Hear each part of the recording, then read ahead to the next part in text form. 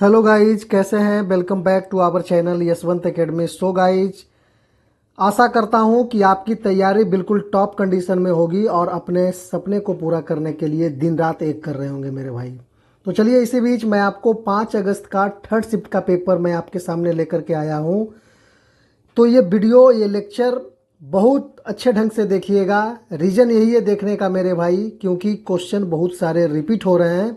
इस बात को आप समझिएगा और आप वहाँ एग्ज़ाम पेपर में आपको जाने में हो सके तो जितना भी वीडियो अपलोड किया गया है, अगर सारा देखे हुए हैं मेरे भाई, 3-4 क्वेश्चन आपको एकदम हू बहू मिल जाएगा मेरे भाई।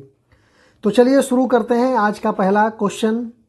पहला क्वेश्चन जो पूछा था, 1 अप्रैल 2026 में बिहार के नए मुख्यमंत्री के रूप में किसने शपथ ली है? तो सम्राट चौधरी। सम्राट चौधरी 1 अप्रैल नहीं है, ये आपका क्वेश्चन नंबर 1 है। ये अप्रैल 2026 में बोला गया है। तो सम्राट चौधरी इसका राइट आंसर ऑप्शन बी हो जाएगा, बिल्कुल सही। अगला क्वेश्चन आपका पूछा है, वर्ष 2026 के पश्चिम बंगाल विधानसभा चुनाव में all India Trinamool Congress TMC ने कुल कितनी सीटों पर जीत दर्ज की? तो 80 सीटों पर टीएमसी जीत दर्ज की। ऑप्शन बी बिल्कुल राइट आंसर है। और अभी पश्चिम बंगाल के सीएम, वो भी आपको पूछ दिया गया है पिछले शिफ्टों में मेरे भाई। कौन है आपको कमेंट सेक्शन में बताना है। चलिए, अगला क्वेश्चन आपसे पूछा है, CREA की रिपोर्ट के अनुसार निम्नलिखित में से कौन सा शहर भारत का सबसे प्रदूषित शहर दर्ज किया गया है? According to the CREA report, which of the following cities was recorded as the most polluted city in India? तो ये आपका गुरुग्राम है। गुरुग्राम को most polluted city of India के रूप में दर्ज किया गया है मेरे भाई। सॉरी, ऑप्शन ए आपका हो जाएगा। ऑप्शन ए बिल्कुल राइट आंसर है। क्वेश्चन नंबर 4 आपसे पूछा है, 16 से 18 अक्टूबर 2025 के मध्य भारत और जापान के बीच कौन सा द्विपक्षीय समुद्री अभ्यास आयोजित किया गया था? तो ये आपका जिमैक्स समुद्री अभ्यास आयोजित किया गया था भारत और जापान के बीच, मध्य भारत और जापान के बीच। ऑप्शन बी आपका बिल्कुल राइट आंसर है। स्टॉकहोम शतरंज चैंपियनशिप किस देश में आयोजित की जाती है? In which country is the Stockholm chess championship organized? तो ये आपका स्वीडन हो जाएगा मेरे भाई। स्वीडन आपका हो जाएगा। ऑप्शन बी बिल्कुल राइट आंसर है। अगला क्वेश्चन आपसे पूछा है, 98वें अकादमी पुरस्कार ऑस्कर्स 2026 में किस अभिनेता ने फिल्म सिनर्स में उत्कृष्ट दोहरी भूमिका के लिए सर्वश्रेष्ठ अभिनेता का पुरस्कार जीता है? तो ये आपका है Michael B Jordan. Option C आपका बिल्कुल राइट आंसर है। ऑप्शन सी आपका बिल्कुल राइट आंसर है मेरे भाई।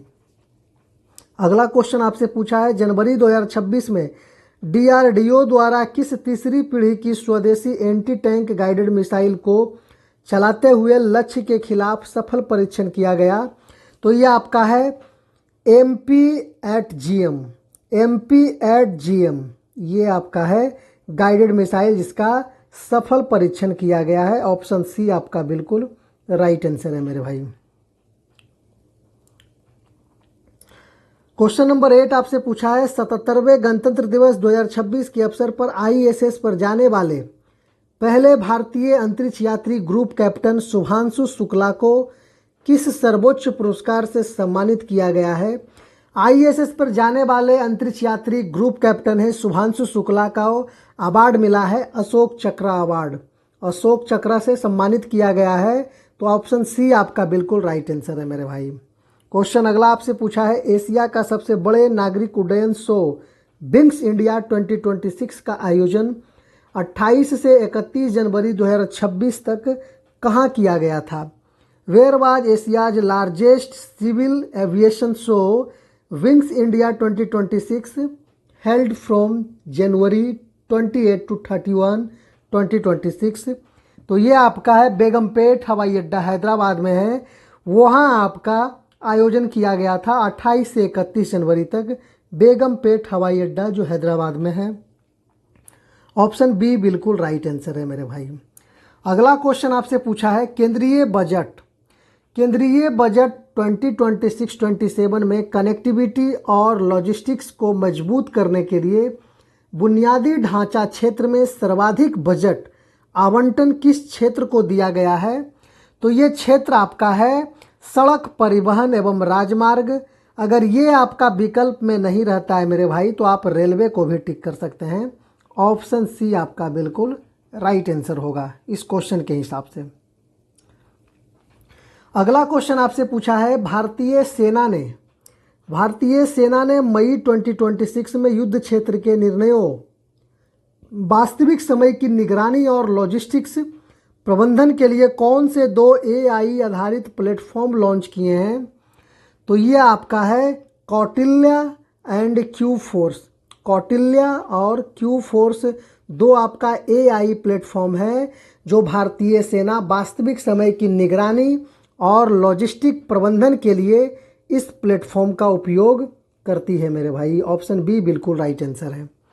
अगला क्वेश्चन आपसे पूछा है स्टेटमेंट बेस्ड है, कथन और कारक से है कि AG सोना का प्रतीक है और PB लेड यानी सीसा का प्रतीक है।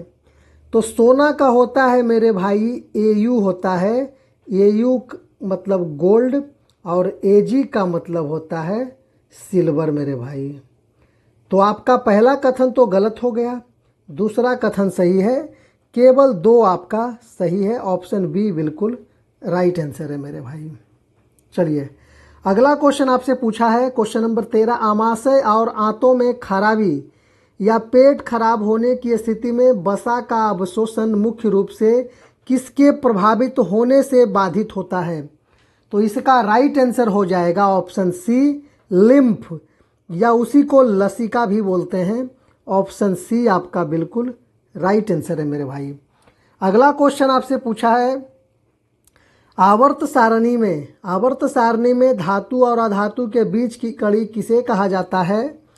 What is referred to as the link between metals and non metals in the periodic table? तो ये आपका मेटलॉइड्स कहा जाता है, यानी उपधातु को कहा जाता है। बीच की कड़ी आपका उपधातु है, मेटलॉइड्स है मेरे भाई।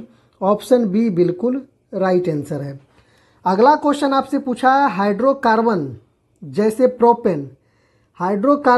प्रोपेन का अल्कोहल या ऑक्सीजन युक्त डेरिवेटिव में परिवर्तन किस प्रक्रिया के कारण होता है? The conversion of hydrocarbons into alcohols और oxygenated derivatives occurs due to which process? तो ये आपका राइट आंसर हो जाएगा ऑक्सीडेशन मेरे भाई। ऑक्सीकरण का परिवर्तन के लिए ये प्रयुक्त किया जाता है। ये ऑप्शन ए आपका बिल्कुल राइट आंसर है मेरे भाई। चलिए अगला क्वेश्चन की तरफ चलते हैं। अगला क्वेश्चन आपसे पूछा है पौधों में जीव जंतुओं की तुलना में मृत कोशिकाएं डेड सेल्स अधिक मात्रा में क्यों पाई जाती है? तो ये आपका हो जाएगा यांत्रिक सहायता और अस्थिरता प्रदान करने के लिए ये पाई जाती है। ऑप्शन बी बिल्कुल राइट आंसर है। To provide mechanical support and structural stability मेरे भाई। स्टेबिलिटी इसके लिए पाया जाता है, यांत्रिक सहायता और अस्थिरता प्रदान करने के लिए। तो ये सारा क्वेश्चन आप जितना बार हो सके मेरे भाई आप देख करके जाइएगा। क्वेश्चन एकदम एडवांस लेवल का है, hard to moderated to hard इसको कह सकते हैं। कुछ क्वेश्चन इसमें इजी आपका पहले वाले शिफ्टों में है, लेकिन जैसे जैसे शिफ्ट आपका डे बाय डे ओल्ड होते जा रहा है मेरे भाई, थोड़ा सा इसका लेवल बढ़ते जा रहा है।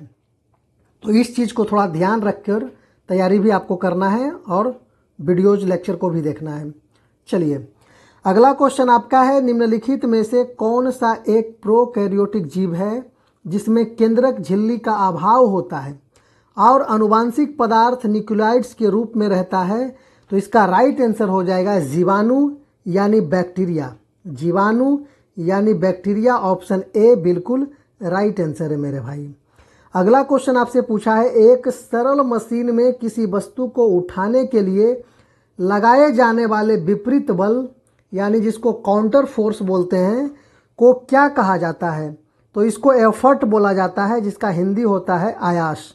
एफर्ट यानी आयास। ऑप्शन बी आपका बिल्कुल राइट आंसर है। अगला क्वेश्चन आपसे पूछा है क्वेश्चन नंबर 19, यदि किसी वस्तु को अवतल दर्पण के वक्रता केंद्र C और मुख्य फोकस F के बीच रखा जाता है तो प्रतिबिंब की प्रकृति कैसी होगी? अवतल दर्पण की वक्रता C पर और मुख्य फोकस F के बीच रखा जाए तो प्रतिबिंब की प्रकृति कैसी होगी? तो इसका राइट आंसर हो जाएगा वास्तविक, उल्टा और बड़ा यानी आवर्धित। ये आपका हो जाएगा ऑप्शन सी बिल्कुल राइट आंसर। ये क्वेश्चन थोड़ा कन्फ्यूजन वाला होता है, इसको एकदम ध्यान से देखना है मेरे भाई, इसको एकदम ध्यान से देखना है, क्योंकि ये क्वेश्चन थोड़ा सा वास्तविक, उल्टा और बड़ा, फिर कहीं कहीं वास्तविक, उल्टा और बराबर या सीधा या छोटा रहता है, तो वहाँ कन्फ्यूजन होता है। इस चीज़ को आपको देखना है कि वक्रता केंद्र अगर C पर वस्तु है और मुख्य फोकस F के बीच रखा हुआ है तो प्रतिबिंब की प्रकृति वास्तविक, उल्टा और बड़ा बनेगा। अगला क्वेश्चन आपसे पूछा है, उत्तल लेंस में जब वस्तु 2F1, 1 नीचे है मेरे भाई, नीचे 1 नहीं पड़ा है तो ऊपर डाल दिया है, कोई दिक्कत नहीं है इसे। उत्तल लेंस में जब वस्तु 2F1 से परे रखी जाती है तो प्रतिबिंब कहाँ बनता है?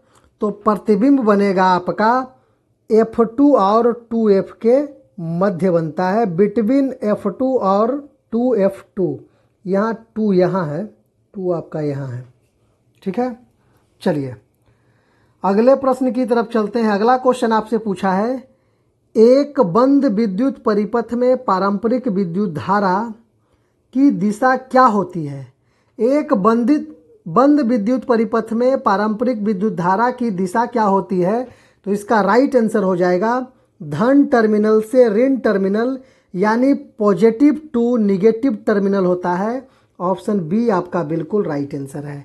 अगला क्वेश्चन आपसे पूछा है, सूंघने की क्षमता यानी गंध के आधार पर अम्ल और क्षार की पहचान करने के लिए किस सूचक का उपयोग किया जाता है? तो इसका उपयोग वेनिला को किया जाता है। वेनिला जो गंध के आधार पर अम्ल और क्षार को डिसाइड कर देता है मेरे भाई। ऑप्शन सी आपका बिल्कुल राइट आंसर है।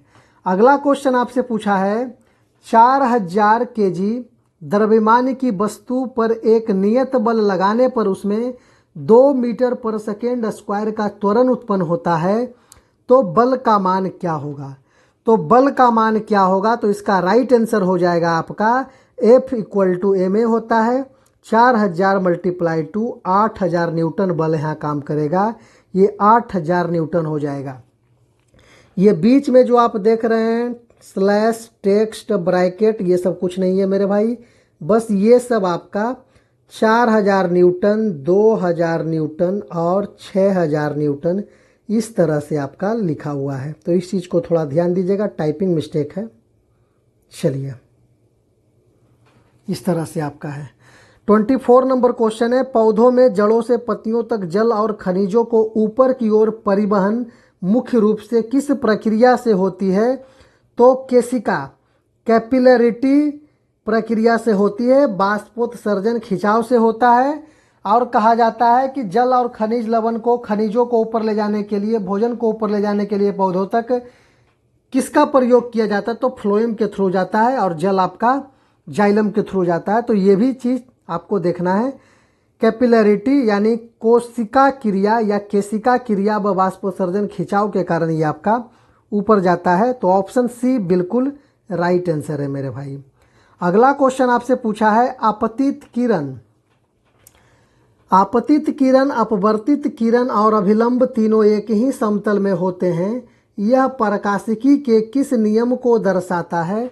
तो ये आपका अपवर्तन का प्रथम नियम को दर्शाता है, अपवर्तन का प्रथम नियम को दर्शाता है। इसका right answer option number B बिल्कुल सही है।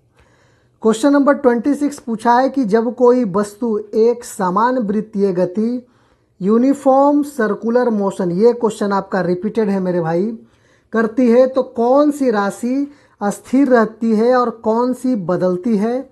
तो ये इसका राइट आंसर हो जाएगा, चाल नियत रहती है और वेग बदलता है। ऑप्शन सी बिल्कुल राइट आंसर है मेरे भाई, ऑप्शन सी बिल्कुल राइट आंसर है। क्वेश्चन नंबर 27 आपसे बोला है, पारंपरिक विद्युत बल्बों में फिलामेंट के निर्माण के लिए टंगस्टन धातु का उपयोग क्यों किया जाता है? Why is tungsten metal used for making filaments in electric bulbs? तो इसका राइट आंसर हो जाएगा, इसलिए यूज किया जाता है टंगस्टन का फिलामेंट के रूप में क्योंकि इसका गलनांक उच्च होता है और प्रतिरोधकता भी, रेसिस्टिविटी भी इसका हाई होता है मेरे भाई। तो ऑप्शन बी आपका बिल्कुल राइट आंसर है। चलिए क्वेश्चन नंबर 28 आपसे बोला है, जीव विज्ञान वर्गीकरण के अनुसार किस जीव समूह की कोशिका भित्ति यानी सेल वॉल मुख्य रूप से काइटिन की बनी होती है?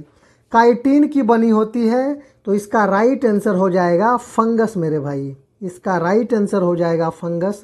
ऑप्शन बी बिल्कुल राइट आंसर है, जिसको कवक भी बोलते हैं। अगला क्वेश्चन नंबर 29 आपसे पूछा है, पर्यावरण में गैर बायोडिग्रेडेबल अपशिष्टों का संचयन किस मुख्य समस्या को जन्म देता है? Excessive accumulation of non biodegradable waste in the environment cause which major issue? तो इसका राइट आंसर हो जाएगा जैव आवर्धन और प्रदूषण, इसका राइट आंसर हो जाएगा। ये एक मुख्य प्रॉब्लम बन जाता है और बायोडिग्रेडेबल के अपशिष्टों को संचय करने का एक प्रदूषित प्लेटफॉर्म भी बन जाता है मेरे भाई। ऑप्शन बी आपका बिल्कुल राइट आंसर है। चलिए क्वेश्चन नंबर 30 आपसे पूछा है, निम्नलिखित में से कौन सा पदार्थ प्राकृतिक रूप से सूक्ष्मजीवों द्वारा नष्ट नहीं होता?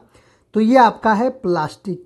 प्लास्टिक को सूक्ष्मजीव नष्ट नहीं कर सकते हैं, ये बहुत मुश्किल से ही गल पाता है, ना के बराबर हजारों लाखों वर्ष के बाद भी ये जस के तस रहता है मेरे भाई। ये आपका सूती कपड़ा नष्ट हो जाता है, पेपर नष्ट हो जाता है, वुड्स नष्ट हो जाता है, लेकिन प्लास्टिक आपका नहीं होता है। क्वेश्चन नंबर 31 आपसे बोला है, धातु विज्ञान मेटलर्जी में धातु के परिष्करण रिफाइनिंग ऑफ मेटल का क्या अर्थ है? What does refining of metal mean in metallurgy? तो इसका राइट आंसर हो जाएगा अशुद्ध धातु को उच्च शुद्धता वाली धातु में बदलना। इसका राइट आंसर हो जाएगा ऑप्शन बी बिल्कुल सही हो जाएगा। क्वेश्चन नंबर 32 आपसे पूछा है कि किसी पक्षी को वाहन या खिड़की से टकराने पर होने वाली सबसे गंभीर और अपवर्तनीय हानि क्या होती है?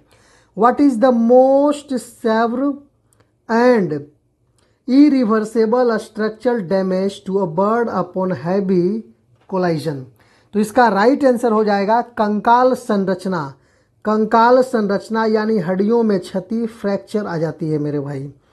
तो आपसे अनुरोध है कि गाड़ी कोई भी चलाएं, बाइक हो, 4 व्हीलर हो मेरे भाई, तो थोड़ा सा इन सब चीज़ों को, जिनके मुख नहीं हैं, जो इंसानों से अपने दर्द को बता नहीं सकते हैं, ऐसे वस्तु पर, ऐसे जानवरों पर, ऐसे पशु पक्षियों पर एकदम दया का भाव, काइंड एकदम ज़रूरी है। एकदम दयालुता, काइंडनेस ज़रूरी है मेरे भाई। प्लीज़ प्लीज़ इस चीज़ को थोड़ा सा समझना है। चलिए अगला क्वेश्चन है परागकण। परागकण रिलेटेड है परागन से, तो निषेचन रिलेटेड है जाइगोट से, जिसको बोलते हैं युग्मनज। ऑप्शन बी आपका बिल्कुल राइट आंसर है। अगला क्वेश्चन आपसे पूछा है 1 करोड़, यहाँ आ जाइए, 1 करोड़ घरों की छतों पर सोलर पैनल लगाने तथा 300 यूनिट मुफ्त बिजली देने के लिए शुरू की गई योजना का नाम क्या है? What is the name of the scheme launched to install rooftop solar panels on 1 crore houses and provide 300 units of free electricity? तो यह पीएम सूर्य घर मुफ्त बिजली योजना के अंतर्गत ऑप्शन आपका बी बिल्कुल सही है। 1 करोड़ घरों के लिए ये शुरू करी गई है। क्वेश्चन नंबर 35 आपसे पूछा है कि भारत सरकार द्वारा देश में खेल संस्कृति को जमीनी स्तर पर बढ़ावा देने के लिए शुरू किए गए एकीकृत खेल सहायता कार्यक्रम का क्या नाम है? तो इसका नाम है खेलो इंडिया मिशन। खेलो इंडिया मिशन, ऑप्शन बी बिल्कुल राइट आंसर है मेरे भाई। तो चलिए 35 तक ही क्वेश्चन मेरे पास उपलब्ध हो पाया था। तो आपको अगर हमारा लेक्चर इन्फॉर्मेटिव लगा, हमारे एफर्ट को थोड़ा सा समय दीजिएगा मेरे भाई, और हमारे चैनल को सब्सक्राइब भी कर लीजिएगा। प्लीज़ सब्सक्राइब भी कीजिएगा और वीडियो को ज़्यादा से ज़्यादा लोगों तक पहुंचाइएगा, क्योंकि ये सब करने में बहुत टाइम भी लगता है मेरे भाई। तो थोड़ा सा इस चीज़ को, बस आपसे कुछ नहीं मांगता, बस एक प्रेस कर देना है आपको, जिससे हमारा जो अपना एक टारगेट है वो पूरा हो जाएगा मेरे भाई। प्लीज़ इस चीज़ को थोड़ा समझिएगा।